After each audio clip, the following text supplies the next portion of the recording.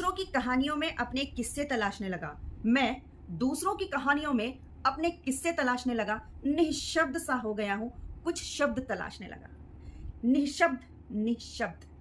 दोस्तों, ये वो शब्द है जब आपके पास कहने के लिए कुछ शब्द ही नहीं बचते।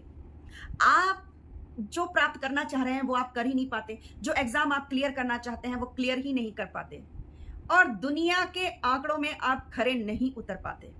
तब आप निःशब्द हो जाते हैं, क्योंकि उस टाइम पर आपके पास कहने के लिए कुछ शब्द होते ही नहीं है। उस टाइम पर दुनिया आपसे आकर पूछती है, क्यों बाबू, क्या हुआ, नौकरी लगी कि नहीं लगी? अरे तुम तो कलेक्टर बनने गए थे, पिताजी का बहुत पैसा बर्बाद किए हो, हाँ, लेकिन कुछ हुआ कुछ नहीं है, क्या हुआ?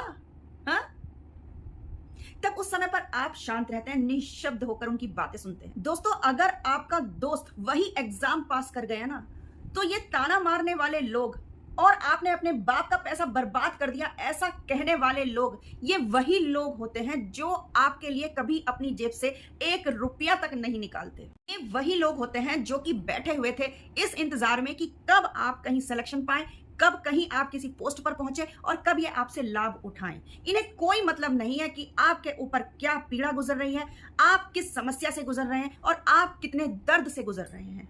इन लोगों को सिर्फ इस बात से मतलब रहता है, वो सिर्फ इस मौके की तलाश में लगे रहते हैं कि कब उन्हें मौका मिले और कब वो आपकी दुखती रग पर हाथ रखें और कब आपके जले हुए पर नमक छिड़क कर जाएं।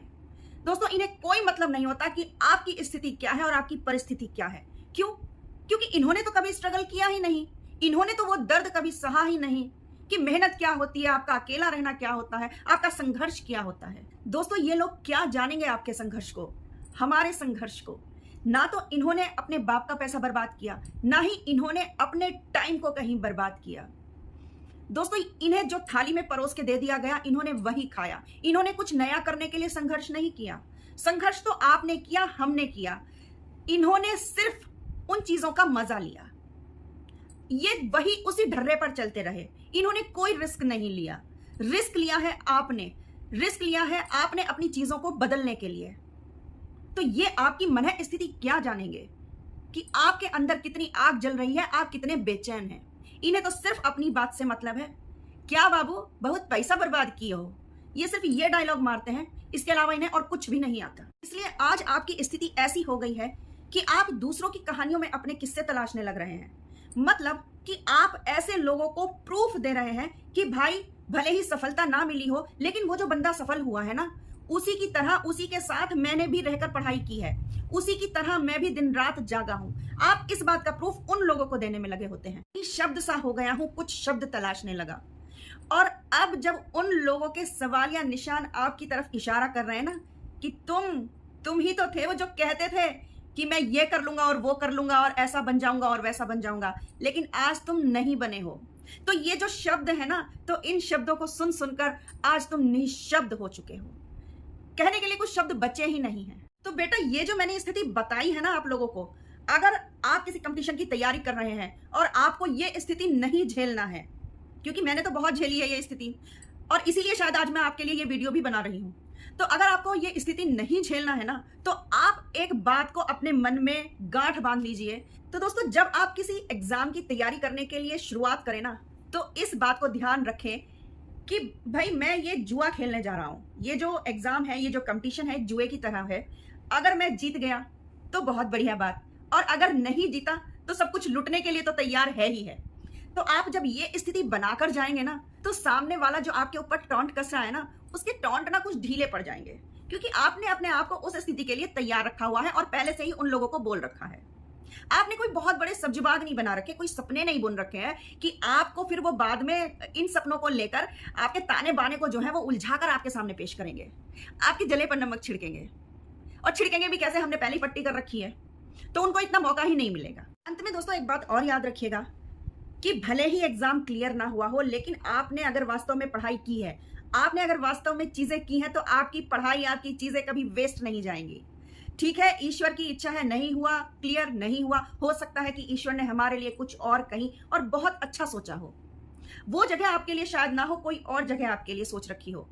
दोस्तों, गीता जी में श्री कृष्ण ने एक जगह अर्जुन से कहा है कि अर्जुन, मैं किसी भी प्राणी को उसकी प्रकृति के अनुसार ही देता हूं। जहां उसकी प्रकृति जैसा आदेश करती है, जैसी होती है, उस प्राणी को वो चीजें, वो जगह अपने आप मिल जाती है। तो दोस्तों क्या सोचना, आपको तो बस इतना विश्वास रखना है कि ईश्वर ने अगर आपके लिए कुछ सोचा है तो बहुत अच्छा निर्णय सोचा है। अगर आपको ये चीज नहीं मिली तो कोई गम नहीं, लेकिन आपको चमकना है। यहां नहीं चमके तो कहीं और चमकेंगे, लेकिन चमकेंगे जरूर, क्योंकि ईश्वर ने आपको चमकने के लिए बनाया है। आप शाइन करने के लिए बॉर्न हुए हैं, आप राजा बनने के लिए बॉर्न हुए हैं।